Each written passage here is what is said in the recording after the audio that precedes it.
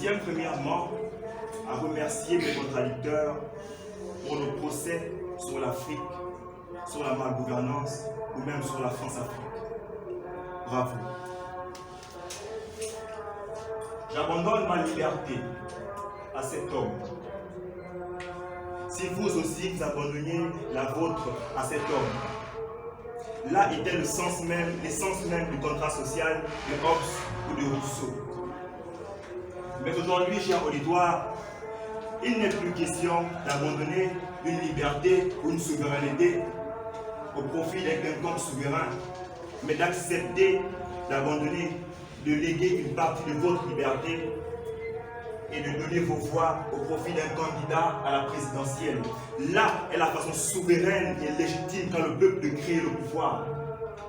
Mais aujourd'hui également, il est posé la question fétichiste de la limitation du mandat. Cette question qui limite le pouvoir du peuple, son pouvoir de créer le pouvoir.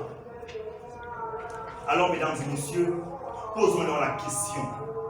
Qui sont-ils pour vous dire que dorénavant, demain, vous ne pourriez plus faire votre choix? Qui sont-ils pour vous dire que dorénavant, demain, vous ne pourriez plus porter votre regard sur un candidat de votre choix? Qui sont-ils pour vous dire que dorénavant, vous ne pourriez plus revoter pour Ousmane Sonko ou du moins réélire Emmanuel Sonko? Monsieur le Président, Mesdames et Messieurs les juges, Mesdames et Messieurs, chers contradicteurs, c'est un honneur pour moi, Maître Epiga, et aussi pour mon excellent et éminent confrère, Maître Nzingue, tous deux avocats au barreau de l'ISDD et aussi politistes de carrière, de comparaître devant votre juridiction. Ayant conscience de la position que nous défendons dans ce tribunal, il ne sera point question pour nous de faire de la complaisance et de vous dire ce que vous aviez envie d'entendre, mais de vous dire ce pourquoi vous devriez vous détacher de l'opinion de masse. Faire outre à la propagande, cette propagande-là qui a pu pomper le lieu de choc ici présent, bien assis à ces braves gens de la salle. Monsieur le Président, à la question de la limitation du mandat, cette question qui à première vue installe le dogme et comme un fleuve coulant véhicule la pensée. Il sera alors question pour la personne et le titre que j'incarne dans ce tribunal de lever le verrou et de se poser certaines questions. Celle de savoir si la position que je défends, c'est-à-dire la non-limitation de mandat, le cumul de mandats, la multiplication des mandats, est-ce là une cause de la malgouvernance? Est-ce là une cause de la non-alternance? Signifie-t-elle la présidentielle à vie ou encore absence de démocratie?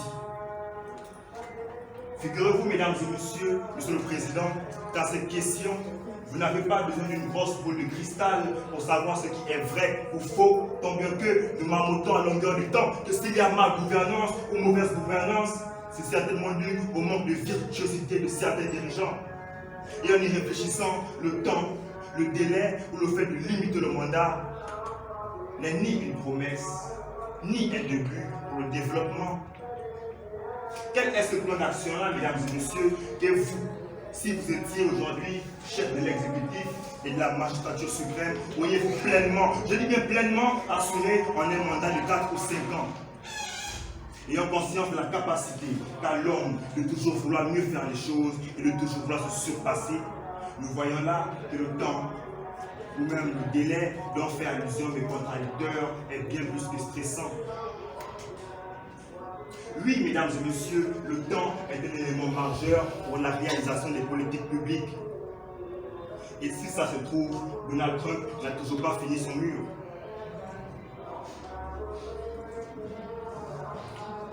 Vladimir Poutine, président de la Russie depuis 1999. Cette même Russie-là, qui est l'une des plus grandes puissances mondiales, un pays très développé, et détient même un droit de veto. Alexandre Loukachenko en Biélorussie caracole plus ou moins 24 ans à la tête du pays. Un pays aussi développé et très beau que j'aime bien d'ailleurs. Et si elle va jusqu'à la fin de son 4e mandat, Angela Merkel aura cumulé 16 ans, mesdames et messieurs, 16 ans, sans une interruption à la chancellerie fédérale d'Allemagne. la même longévité que Joseph Kabila actuellement au Congo. Alors, chers avocats, pourquoi explosivement imputer la question de la limitation du mandat à l'Afrique? N'est-ce pas là pour vous un moyen de chercher le bouc émissaire? Limiter le mandat, n'est-ce pas là pour vous un moyen de créer aussi vite de nouvelles oligarchies, d'assister de façon précoce et spontanée à l'arrivée de nouveaux incompétents? Oui, la question est posée à vous, chers membres du PPVF, parti politique de la vitesse de la finition. Piètre finition. N'allons pas vite pour aussitôt être plongés dans la calomnie. Ne soyons pas plongés dans le mythe de tout beau, tout nouveau, car tout ce qui est nouveau ne nous est pas toujours meilleur. Mesdames et messieurs, l'essentiel n'est pas de passer, de limiter la présidentielle ou de passer à autre chose, comme nous passons du jour au lendemain du tchof au yaboy, mais d'avoir des dirigeants soucieux, vertueux, travailleurs et à l'écoute de la population. Et je pense que ce genre de dirigeants mériterait de candidater autant de fois que le peuple le voudra. Monsieur le Président, je ne connais pas votre sensibilité, mais permettez-moi une petite digression. Mais également, loin de moi de faire un procès contre qui que ce soit. Mais si j'ai bonne mémoire, il y a de cela 7 ou 8 ans, pendant une période électorale, une partie du peuple qui semblait plus intellectuelle s'y opposait à une candidature présidentielle en vertu d'une disposition constitutionnelle qui limitait le cumul de mandats. Cette même partie de la population était allée jusqu'à dire, je cite, « Nous ne voulons plus de cet homme au pouvoir. Quitte à remplacer cet homme par un chien, nous le ferons, mais nous ne voulons plus de cet homme au pouvoir. » Ironie du sort, mesdames et messieurs, je ne sais pas s'il faudrait le dire, mais aujourd'hui, une bonne partie de ce peuple-là regrette l'homme au chien et cherche aujourd'hui un autre chien, ou peut-être un autre homme pour remplacer le chien qui précède à l'homme.